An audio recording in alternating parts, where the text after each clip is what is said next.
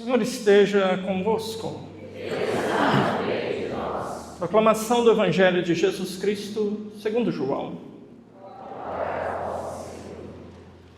Naquele tempo disse Jesus a seus discípulos: Se alguém me ama, guardará a minha palavra, e o meu Pai o amará.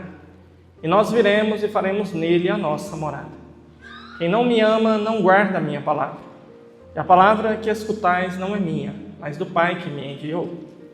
Isto é o que vos disse enquanto estava convosco. Mas o defensor, o Espírito Santo, que o Pai enviará em meu nome, ele vos ensinará tudo e vos recordará tudo o que vos tenho dito.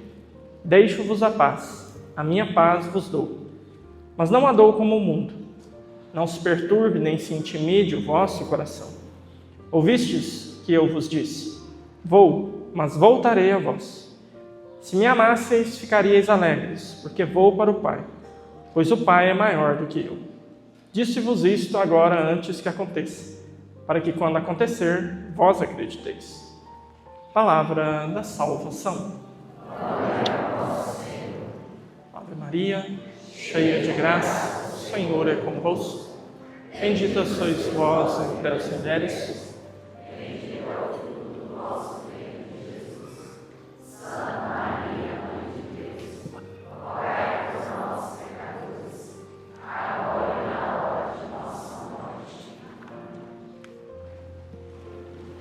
Maria Santíssima, nossa Mãe, vinde em nosso auxílio.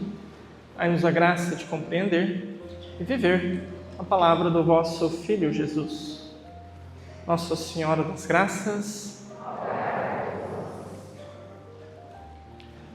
Amados irmãos e irmãs, se você fosse abordado aí andando pelas ruas da cidade, no centro da cidade, não sei, ir fazer umas compras, gastar aí o dinheiro que você ainda não recebeu, como de costume, e você fosse abordado por um agente do censo.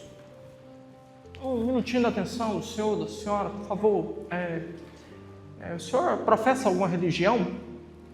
Qual seria a sua resposta? Não me diga, hein? Só penso. Ok.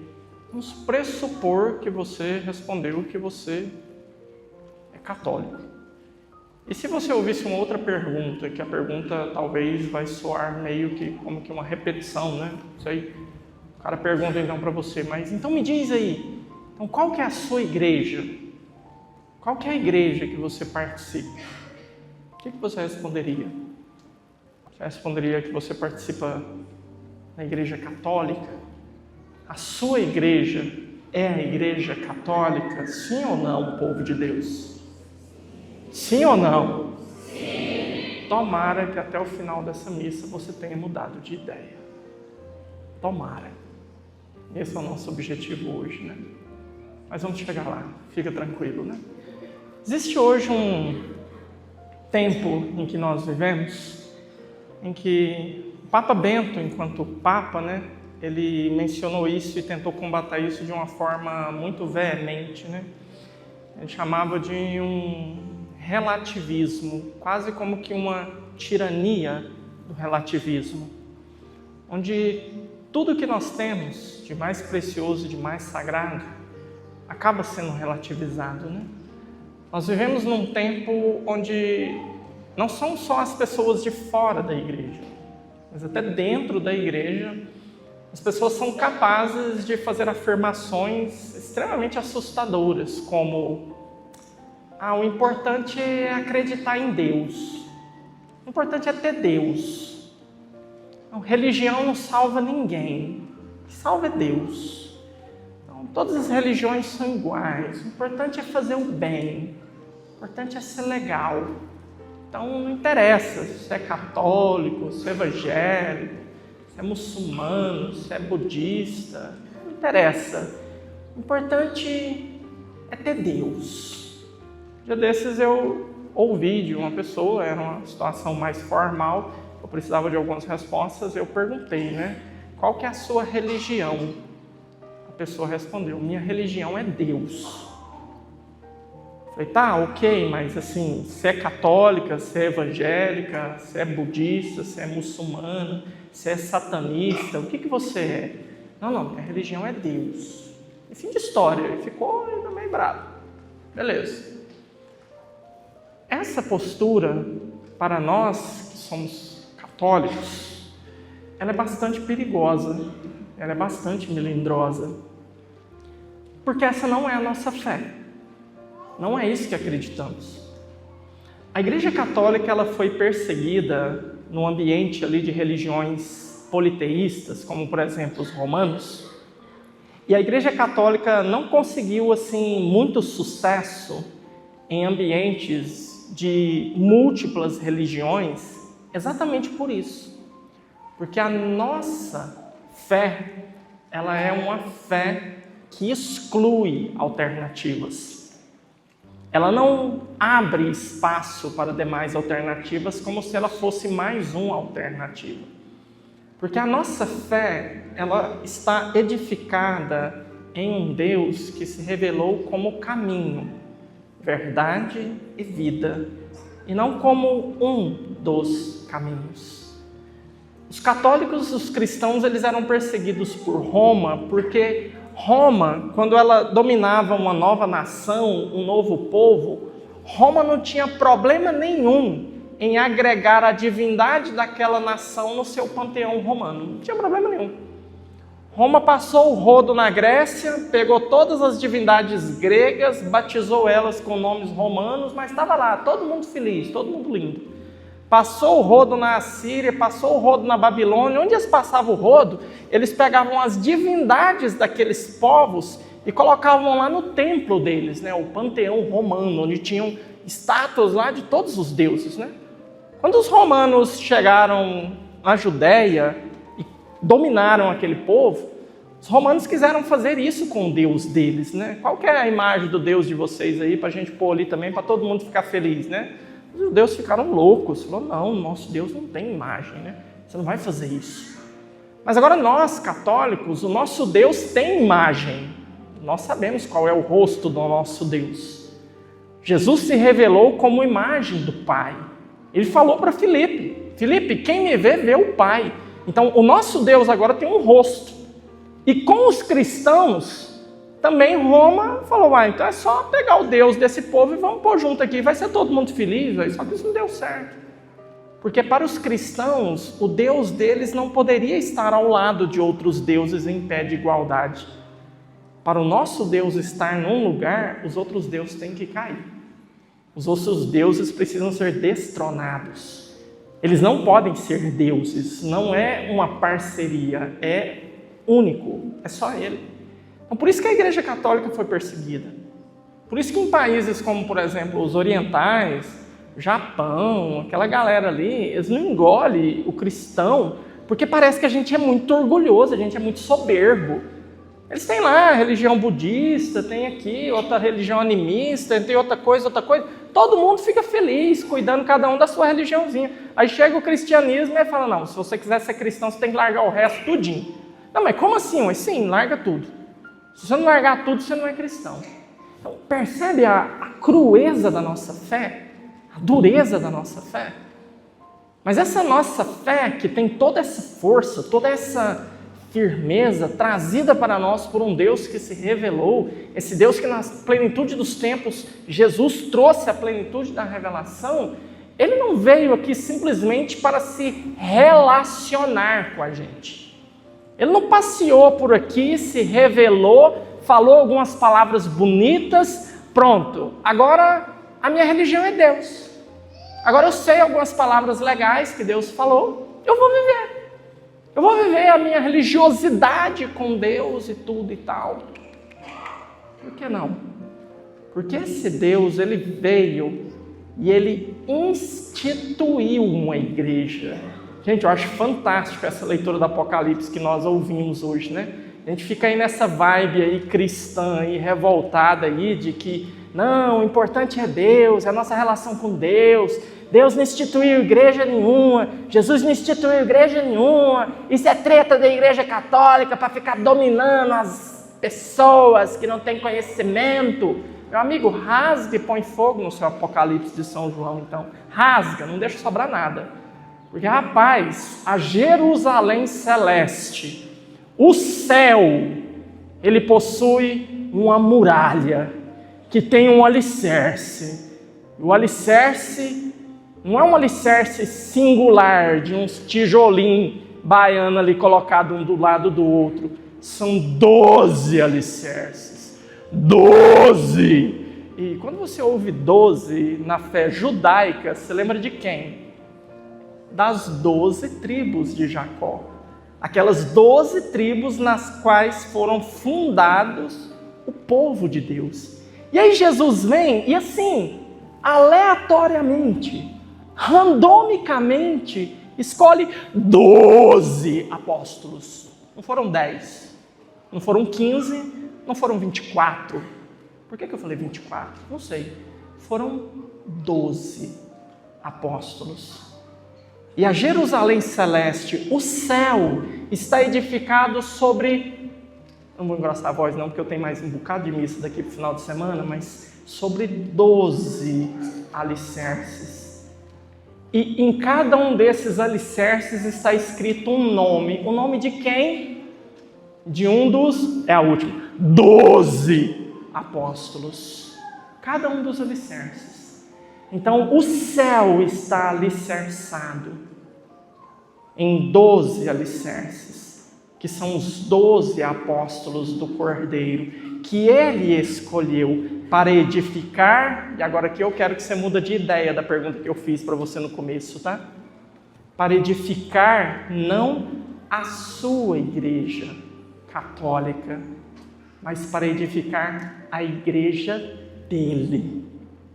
Não é minha, não é sua, não é nossa, é dele, para edificar a minha igreja. O único que ousou dirigir-se à igreja católica assim foi ele, e o único que tem direito de dirigir-se a ela assim é ele. Você pode falar o meu time de futebol. O Geraldão está ali com a camiseta ali. O que é isso aí, Geraldo? É Barcelona, né?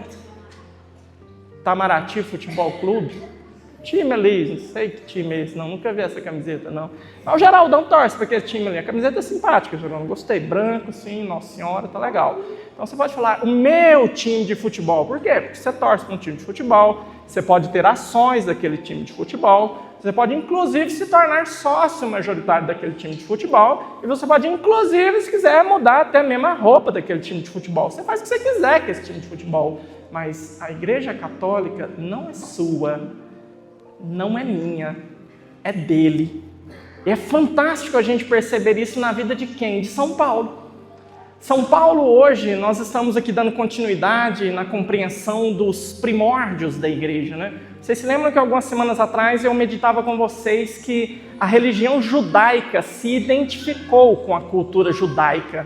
E a nossa religião, a nossa fé cristã, católica, ela não se identificou com uma cultura. Ela se adapta a qualquer cultura. Ela purifica, filtra e edifica qualquer cultura. Mas onde que está o ponto crucial que isso ficou claro para nós? Nessa leitura que acabamos de ouvir. Nesse momento onde os judeus estavam criando um caso com as conversões que São Paulo estava trazendo para a igreja, e eles falaram, olha, está errado. Eles não podem se tornar o que eles estão se tornando. Não tinha nome ainda cristão assim, né? O negócio não estava começando. Lá na Antioquia chamaram eles de cristão pela primeira vez, mas o negócio não estava assim popularizado ainda, né? Mas os judeus falaram, eles não podem ser o que eles são sem antes serem judeus. Eles precisam antes virar judeus para depois se tornarem os cristãos. E São Paulo bateu o pé e falou, não, está errado. Porque se for assim, então Jesus morreu em vão. Se for assim, não precisava de fazer o que ele fez. Se for assim, não precisava dele ter morrido na cruz. Porque se é a lei que nos salva, então fiquemos na antiga aliança com Moisés e os profetas. Então, o que Jesus veio fazer? Fez diferença nenhuma? Então São Paulo bate o pé e fala, não, a antiga aliança passou. A antiga aliança amadureceu. Ela chegou na plenitude. E a plenitude é Jesus Cristo. E a salvação quem nos dá não é a lei, porque a lei não nos salvou. A salvação quem nos dá é Jesus Cristo. Agora, quem está falando isso, gente? Nós estamos falando de São Paulo. Que São Paulo? O São Paulo, que a caminho de Damasco, teve uma visita única, exclusiva, extraordinária de Jesus ressuscitado. Não foi uma visão mística, como Santa Teresa teve, Teresa d'Ávila, ou como Santa Faustina teve. Não foi uma visão mística. Foi uma aparição do ressuscitado para Paulo. Por isso que ele é chamado de apóstolo. Por isso que ele recebe esse título. E Jesus vem a ele e dá a ele um mandato. Envia ele em missão. Assim como Pedro estava cuidando dos judeus, Paulo vai cuidar dos pagãos. E Paulo começou a fazer isso. E aí chegaram alguns judeus, ali uns coleguinhas de Tiago, irmão de Jesus, que era o bambambam lá em Jerusalém, e começaram a tocar o terror. O que Paulo fez? Qual que poderia ter sido a atitude de Paulo? Rodada baiana, mandar todo mundo para os quintos dos infernos e falar: eu vou pregar do jeito que Jesus mandou eu pregar e vou continuar e vocês vão tudo para o inferno. Mas qual foi a atitude de Paulo? Paulo foi para Jerusalém. Paulo foi se reunir com quem? Com os apóstolos. Paulo foi aonde? Ele foi na igreja. Ele foi se encontrar com as colunas da igreja. Ele foi apresentar para eles o drama e foi esperar da igreja uma conclusão. Gente, é isso aqui que é fantástico na nossa fé. Então, nós não estamos soltos no mundo. Nós não fazemos o que dá na nossa teia. Nós não fazemos o que dá na nossa vontade. Não fazemos. Então, nós estamos em uma igreja. Nós fazemos parte de uma igreja. Não é a minha igreja, é a igreja dele, da qual eu faço parte. E essa igreja foi confiada aos apóstolos. As chaves do céu foram entregadas para Pedro e para os seus sucessores e para os apóstolos em comunhão com Pedro. Esse Papa Leão chegou, gente, foi um rebuliço na igreja. Ele não abriu a boca ainda direito, não abriu.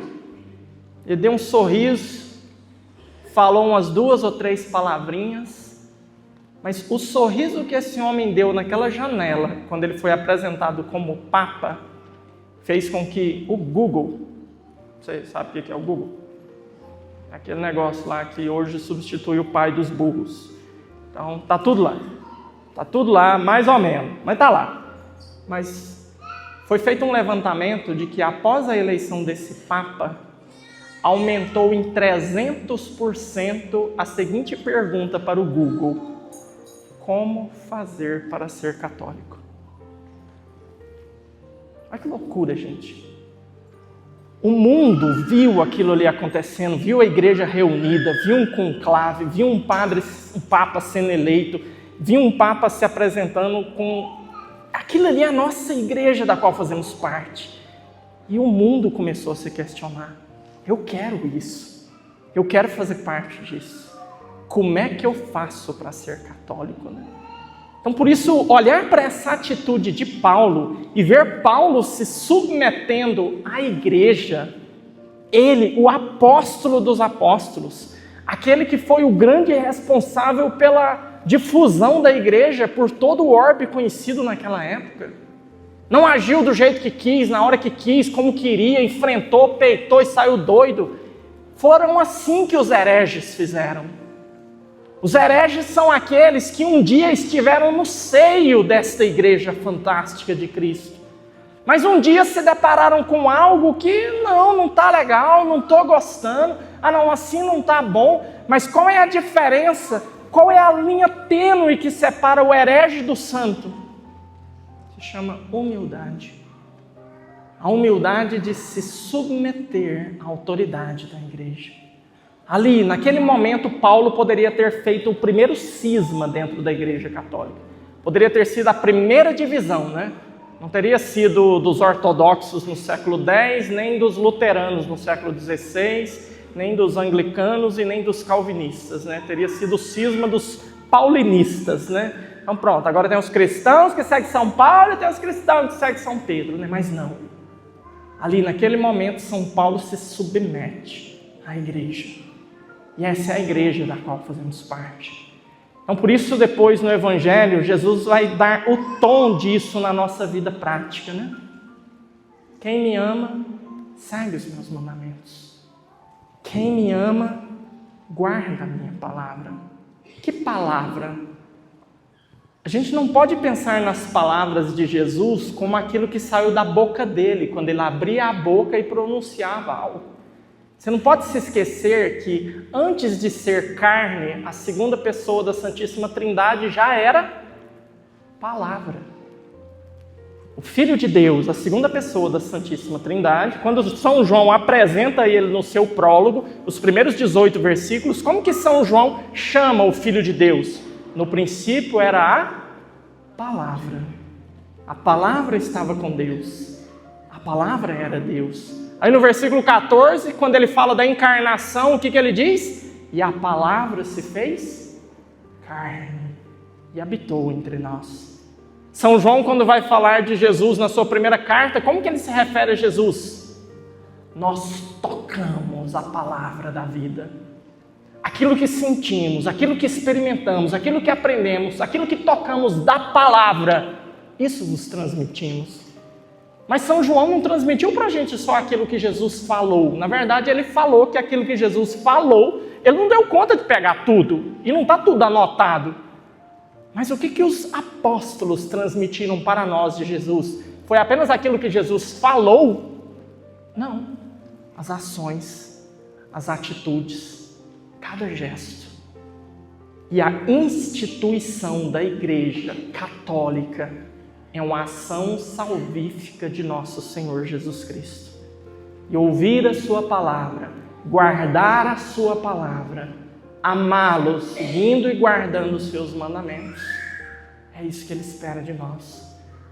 Por isso, então, nós que somos católicos, é muito importante que você tenha essa alegria de saber que você faz parte de uma história que, registrada, data mais ou menos de 2.880 anos, 3.880 anos. Estamos pegando ali de 1860 a.C. com os primeiros relatos escritos que nós temos de Abraão. Depois era cristã, mais 2.000 anos, quase 4.000 anos de história. Então você faz parte de uma história ininterrupta de amor, de revelação, de entrega de um Deus que nos ama. E essa igreja, ela foi sendo transformada, ela foi sendo modelada. E hoje ela está assim, como ela está. O que nos incomoda na igreja, Nos incomoda quando algo fere aquilo que nós gostamos, aquilo que nos apetece. O que nos incomoda na igreja? Nos incomoda quando nós não conhecemos, não mergulhamos, não nos aprofundamos. Existe uma coisa que é um sonho meu. Eu, pároco de Santa Teresinha, se Deus me der a graça de aguentar mais uns anos aqui, eu quero fazer isso. Mas existe um sonho meu, que é um sonho de que você católico, que entrar para a missa aqui na paróquia Santa Teresinha, você católico, você consiga entrar, sentar, entrar num mistério e permanecer aqui tão vivo, tão empolgado, que a hora que acabar a missa e eu falar "ide em paz", que o Senhor vos acompanhe, você toma um susto. Mas já? É para ir embora? Pode ir. Acabou. Mas vai ter mais? Vai. Pode voltar. Por que a gente não faz isso, Por que às vezes quando você está aqui dentro, e eu estou aqui na frente, gente, eu vejo tudo. O Wesley não precisava sentar no segundo para eu ver, o Wesley lá no último eu vi você bichão, 1,90 m de homem, Deus seja louvado. Trabalhei com esse menino aqui, gente, eu fui chefe dele um tempo, você era mais magrinho naquela época, hein, pezão, falar nada não, viu? Tudo bem, mas eu vejo aqui vocês de vez em quando, agoniados, dá uma olhada no relógio, coça a cabeça. Nós ainda não entendemos direito essa igreja. O que está acontecendo aqui, Aonde nós entramos, quando nós entramos por aquela porta, Tem um autor que é protestante, mas na época que ele escreveu esse livro não existia diferença doutrinal entre o protestantismo dele e a nossa fé, né? O autor se chama C.S. Lewis. Ele escreveu as chamadas Crônicas de Nárnia. Não sei se alguém já leu, já assistiu os filminhos alguma vez, né? Quem assistiu o filme ou leu o livro se lembra que os meninos estavam neste mundo, né? Em um dado momento eles abriram a porta do quê? Quem assistiu aí? Um guarda-roupa. E quando eles entram naquele guarda-roupa, o que tem do outro lado? Um outro mundo. C.S. Lewis era cristão.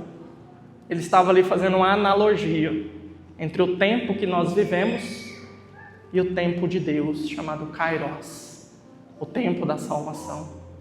C.S. Lewis está dizendo que quando a gente entra numa missa, deveria se abrir um guarda-roupa de Nárnia.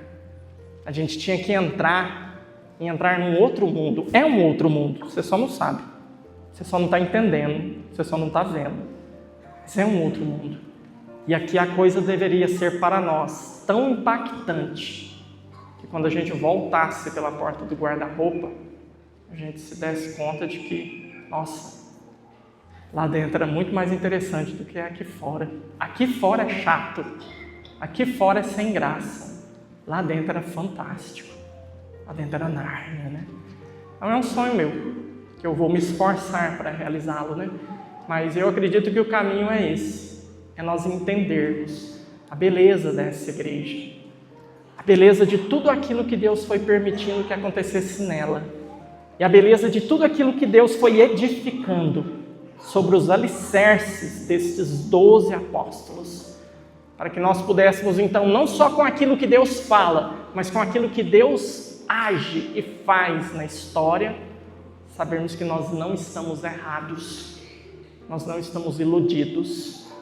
Olhar para um mundo que diz, o importante é ter religião, o importante é ter fé em Deus, o importante é acreditar em Deus. Olhar para esse mundo e ter dó, sentir pena, falar, que pobreza. Porque o Deus que você diz que o importante é ter Deus, é um Deus criado à sua imagem e semelhança, é um Deus da sua cabeça. Porque o Deus que se revelou dessa forma, assim, sobre esses 12 alicerces. E se não for assim do jeito que ele se revelou, então é ficção da sua cabeça. É coisa que você inventou. É um Deus cômodo. É um Deus fácil de se seguir. É um Deus que eu posso fazer com ele o que eu quiser. Então o nome disso não é Deus, é um ídolo. O nosso não é um ídolo. O nosso é um Deus. É um Deus que se revelou. Então que você tenha a alegria de conhecer esse Deus e a sua igreja, a igreja dele, da qual nós fazemos parte. Não temos o direito de fuçar, de mexer, de mudar aquilo que ele fez. Nem o Papa tem o direito de fazer isso. O Papa pode mudar aquilo que é de instituição humana, divina não. Nem ele pode mudar isso. Mas que nós então tenhamos a alegria de fazer parte desta igreja, conhecê-la, amá-la, para podermos viver. E um dia, talvez daqui a alguns anos, entrar por essa porta, como aqueles meninos entraram pelo guarda-roupa de Nárnia, sentar aqui e ter a alegria de que é aqui que a coisa é fantástica, não lá fora. Louvado seja o nosso Senhor Jesus Cristo.